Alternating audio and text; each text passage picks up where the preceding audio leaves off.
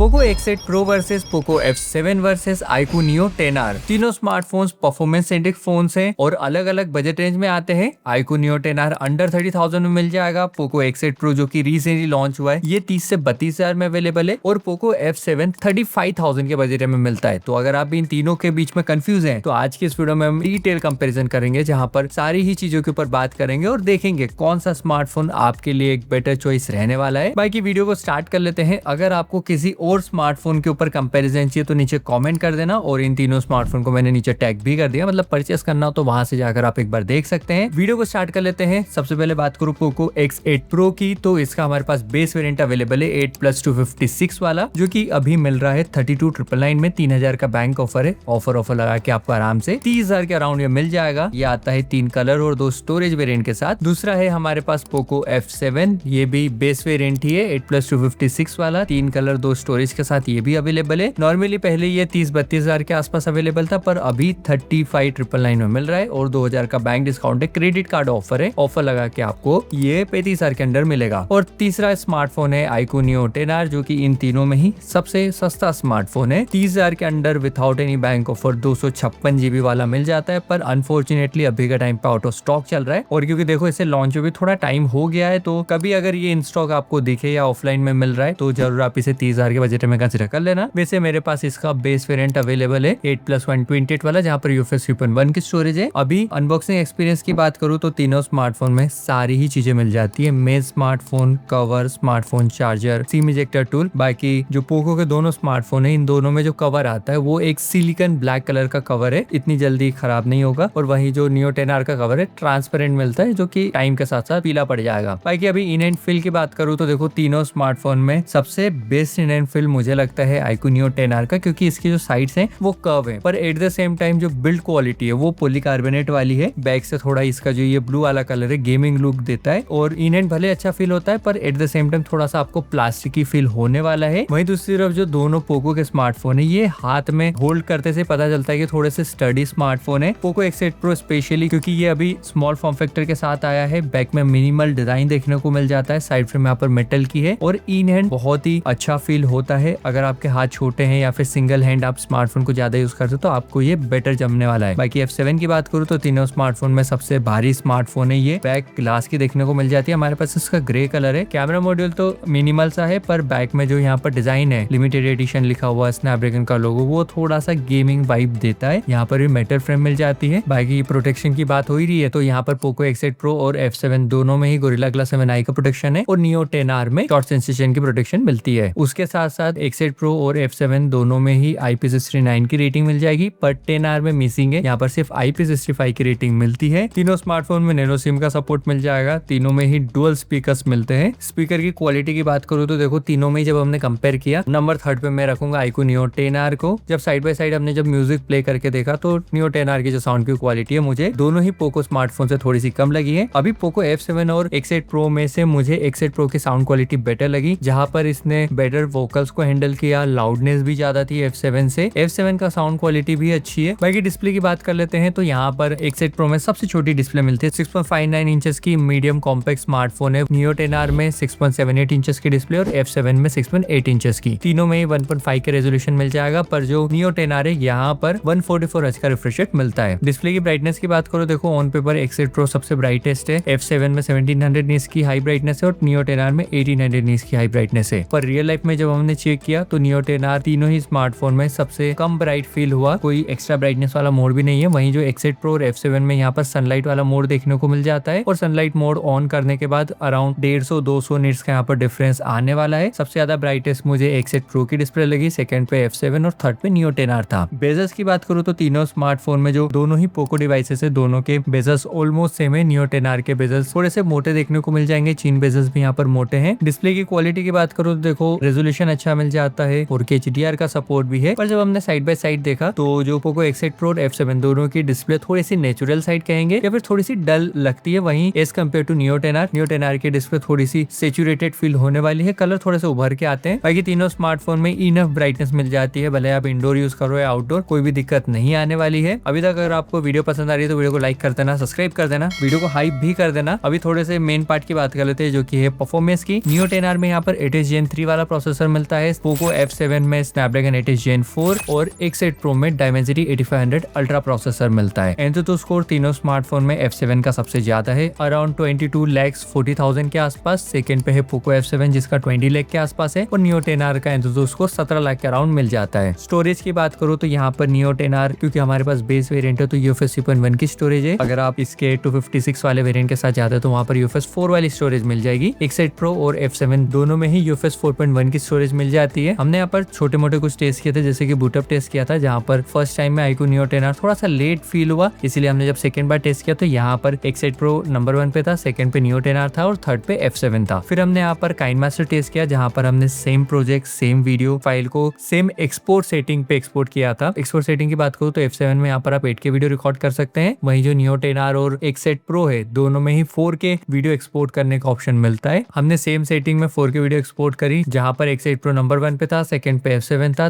Third पे iQOO Neo 10R था। फिर हमने यहाँ पर BGMI ओपन करके भी देखा, जहाँ पर F7 नंबर 1 पे था, सेकंड पे 10R और थर्ड पे X8 Pro था। अभी देखो बैटरी की बात करूँ तो तीनों स्मार्टफोन में सबसे छोटी बैटरी मिल जाती है iQOO Neo 10R में 6400 mAh battery with 80 vote charging speed. उसका जो पोको X8 Pro है यहाँ पर मिलती है 6500 mAh की battery with 100 vote charging support, और F7 में 7550 mAh की battery with 90 vote charging support मिलता है। चार्जिंग स्पीड में देखो सबसे पहले चार्ज होता है X8 Pro 1 घंटे 2 मिनट के आसपास, सेकंड पे होता है Neo 10R 1 घंटे 7 मिनट, और 1 घंटे 17 मिनट पे चार्ज होता है पोको का F7। जब हमने इन तीनों स्मार्टफोन का एक्सट्रीम बैटरी रेंज टेस्ट किया था तो यहाँ पर बहुत ही सरप्राइजिंग नंबर आया, क्योंकि सबसे छोटी बैटरी के साथ आने वाला iQOO Neo 10R बहुत ही अच्छे से ऑप्टिमाइज है, और हमारे बैटरी टेस्ट में ये स्मार्टफोन 11 घंटे और 11 मिनट सर्वाइव कराए। सेकंड पे था पोको F7 जो कि 10 घंटे 47 मिनट सर्वाइव किया, और थर्ड पे था X8 Pro जो कि अराउंड 9.5 घंटे सर्वाइव किया था। देखो अभी गेमिंग की बात करूँ तो यहाँ पर पोको X8 Pro और iQOO Neo 10R दोनों में ही 120 FPS का सपोर्ट मिलता है। वही जो पोको F7 है जो कि थोड़े पहले लॉन्च हुआ था, ये 90 FPS के साथ आता है। हमने यहाँ पर 2 घंटे कंटिन्यू गेमिंग किया था, जहाँ पर पोको X8 Pro में 1 घंटे गेमिंग करने के बाद जो बैटरी है वो 100 से 90% पे आ गई थी, टेम्परेचर 44 डिग्री पे था, और FPS अराउंड 80 के आसपास कंसिस्टेंट थे। उसके बाद फिर हमने स्क्रीन रिकॉर्डिंग ऑन करके फिर से टेस्ट किया, बैटरी 76% आ गई 90% से, टेम्परेचर 46 डिग्री गया था, और FPS को एवरेज 66-67 पे मेंटेन किया था। iQOO Neo 10R की बात करूँ तो यहाँ पर जब हमने 1 घंटे गेमिंग करी तो जो बैटरी है वो 92% पे आ गई थी, टेम्परेचर 43 डिग्री गया था, और स्मार्टफोन ने एवरेज FPS 77 पे मेंटेन किया था। फिर हमने 1 घंटे स्क्रीन रिकॉर्डिंग ऑन करके गेम प्ले किया, FPS स्मार्टफोन ने मेंटेन किया 65 के अराउंड, बैटरी 75% पे आ गई थी, और टेम्परेचर 46 डिग्री पे था। F7 की बात करूँ तो ये तीनों स्मार्टफोन में सबसे ज्यादा हीट हुआ था। 1 घंटे गेमिंग करने के बाद टेम्परेचर 45 डिग्री था, बैटरी 91% पे थी, और FPS अराउंड 68-69 के आसपास मेंटेन किया था। फिर हमने स्क्रीन रिकॉर्डिंग ऑन करके 1 घंटे गेम प्ले किया तो जो टेम्परेचर है वो 49 डिग्री के अराउंड चले गया था, और जो FPS है वो भी अराउंड 40, 45, 50 के आसपास आ गए थे। बाकी वैसे परफॉर्मेंस वाइज देखे ना तो F7 में सबसे बेस्ट प्रोसेसर मिलता है, स्नैपड्रैगन प्रोसेसर है, पर कहीं ना कहीं अभी ये इतना ज्यादा ऑप्टिमाइज नहीं है, जिसके कारण FPS भी इतने ज्यादा होल्ड नहीं कर रहा है, और गेमिंग टेस्ट में यहाँ पर हीटिंग भी थोड़ी सी ज्यादा हो रही है। अभी बात कर लेते हैं स्मार्टफोन के UI और सॉफ्टवेयर की, तो यहाँ पर पोको X8 Pro और F7 दोनों में ही HyperOS मिलता है। Neo 10R में Origin OS मिल जाएगा, क्योंकि पोको F7 और Neo 10R ये थोड़े पहले लॉन्च हुए थे, तो यहाँ पर Android 15 out of the box आता है, और दोनों स्मार्टफोन में 3+4 इयर्स की अपडेट है, मतलब एक अपडेट आ चुका है, अभी Android 16 दोनों में ही चल रहा है, तो आने वाले टाइम में सिर्फ 2+3 इयर्स की अपडेट है। वही जो पोको X8 Pro है ये अभी लॉन्च हुआ है, Android 16 के साथ आता है, और उसके ऊपर भी 4+6 इयर्स की अपडेट है, तो लॉन्ग टर्म बेटर अपडेट्स यहाँ पर देखने को मिलेंगे। UI की बात करूँ तो देखो HyperOS में नो डाउट जो एक्सपीरियंस है वो अच्छा है, जो एनिमेशन है वो अच्छा है, फीचर्स भी ज्यादा है, पर एट द सेम टाइम इसके जो एप आइकन है थोड़े से पुराने फील होते हैं। अगर आप एप आइकन को अलग से इंस्टॉल करते हैं या फिर कोई सी दूसरी थीम ऐड करेंगे तो UI एक्सपीरियंस और भी ज्यादा अच्छा हो जाएगा। Origin OS की बात करूँ तो पहले से जो एक्सपीरियंस है Vivo या फिर iQOO स्मार्टफोन में वो अभी बेटर हो गया है, पर स्टिल और भी ज्यादा बेटर होने के स्कोप है यहाँ पर। साइड बाय साइड जब मैंने यूज करके देखा तो जो पोको के डिवाइसेस है इसमें जो एनिमेशन है वो बहुत ही स्मूथ फील होता है, फ्लोट होते फील होता है। वहीं जो Neo 10R है इसका जो एप ओपनिंग क्लोजिंग वाला एनिमेशन ये थोड़ा सा फास्टर और स्नैपी फील होने वाला है। बाकी हैप्टिक्स की बात करो तो यहाँ पर पोको के दोनों स्मार्टफोन में मुझे हैप्टिक्स थोड़ा सा बेटर लगा। Neo 10R में नॉर्मल वाला हैप्टिक्स मिल जाता है, तीनों स्मार्टफोन में ब्लूटूथ मिल जाएंगे। नेटवर्क्स की बात करूँ तो X8 Pro और Neo 10R में 16 5G के बैंड से, F7 में यहाँ पर 15 5G के बैंड्स मिल जाएंगे। तीनों में ही IR ब्लास्टर मिलता है। Neo 10R में NFC नहीं मिलेगा। उसके अलावा X8 Pro और F7 में Bluetooth 6, Wi-Fi 7 मिल जाएगा। Neo 10R में Bluetooth 5.4 और Wi-Fi 6 मिलता है। बाकी तीनों स्मार्टफोन में खुद का डायलर मिल जाता है, तो कॉलिंग करने करते वक्त कोई भी अनाउंसमेंट नहीं होती है और तीनों में ही फिजिकल प्रॉक्सिमिटी सेंसर नहीं है, एक मोशन बेस्ड प्रॉक्सिमिटी सेंसर मिलेगा। अभी अगर बात करो कैमरे की तो देखो तीनों ही स्मार्टफोन में 50+8 बैक में कैमरा मिल जाता है और सेंसर भी बिल्कुल सेम है IMX882 वाला। फ्रंट की बात करो तो पोको के दोनों ही डिवाइसेस में 20 मेगापिक्सल का शूटर है और iQOO में एक 32 मेगापिक्सल का सेल्फी शूटर मिल जाएगा। और अगर कैमरे की बात करूँ तो देखो साइड बाय साइड देखने पर जो पोको X8 है इसकी फोटो थोड़ी सी ब्राइटर साइड रहती है, ऐसा कह सकते हो थोड़ी सी व्हाइटिश फोटो ये क्लिक करता है। वहीं जो Neo 10R है थोड़ी सी कॉन्ट्रास्टी या फिर डार्क फोटोज क्लिक करता है। और जो F7 है इसकी जो कलर थ्योरी है थोड़ा सा नेचुरल साइड रहने वाला है, थोड़ा आपको जो कलर है वो थोड़ा सा नेचुरल लगने वाला है और थोड़ी शार्प फोटोज क्लिक करता है। वहीं जो Neo 10R और पोको X8 है वो कंपेरेटिवली थोड़े से सैचुरेटेड फोटोज को क्लिक करते हैं। X8 की मल्टीपल फोटोज में मुझे जो ब्राइटनेस है ना वो ज्यादा फील हुई है, but at the same time जो स्किन टोन है वो पोको X8 ने इन तीनों स्मार्टफोन में सबसे बेटर हैंडल किया है। मीडियम मुझे F7 लगा और जो Neo 10R है थोड़ा सा स्किन टोन को व्हाइट साइड ज्यादा लेके जाता है। वहीं ओवरऑल फोटो की बात करूँ तो Neo 10R मेन कैमरे में थोड़ी सी डार्कर फोटोज क्लिक करता है। F7 और X8 थोड़े से इनकंसिस्टेंट है, कभी कोई ब्राइट कभी कोई डार्क फोटोज क्लिक करता है। नाइट की बात करूँ तो नाइट में देखो मुझे Neo 10R की फोटोज अच्छी लगी हैं। X8 यहाँ पर भी थोड़ा सा ओवर ब्राइट करने की कोशिश करता है जिसकी वजह से हाईलाइट वाला पार्ट इतना अच्छा नहीं लगता है, पर ओवरऑल जो शैडो वाला पार्ट है नाइट में वो यहाँ पर अच्छा लगता है। और X8 में मुझे थोड़ा सा फ्लेयर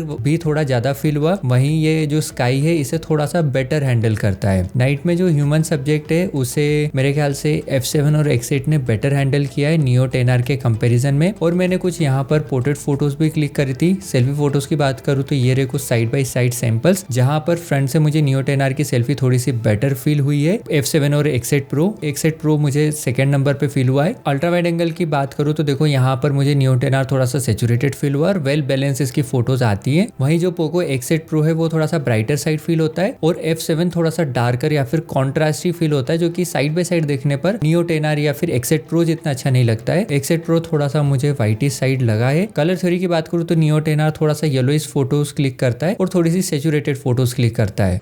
भाई अभी के टाइम पे इन तीनों ही स्मार्टफोन के फ्रंट कैमरे से वीडियो रिकॉर्ड हो रही है और जैसे कि आप देख सकते हो iQOO Neo जो 10R है 4K वीडियो रिकॉर्ड कर सकता है। मेरे बैकग्राउंड में आवाज़ आ रही होगी। अगर मैं नॉर्मल सनलाइट में क्वालिटी दिखाऊँ तो इस टाइप की आने वाली है। 4K में क्वालिटी जो है Neo 10R की वो इतनी अच्छी नहीं है, बहुत ज़्यादा जूम्ड इन वीडियो आ रही है। और अभी जो वीडियो मैंने स्टार्ट करी ये 1080p में है Neo 10R में भी, तो डिफरेंस आप देख लो पॉइंट ऑफ व्यू का, क्योंकि 4K अनयूजेबल सा है।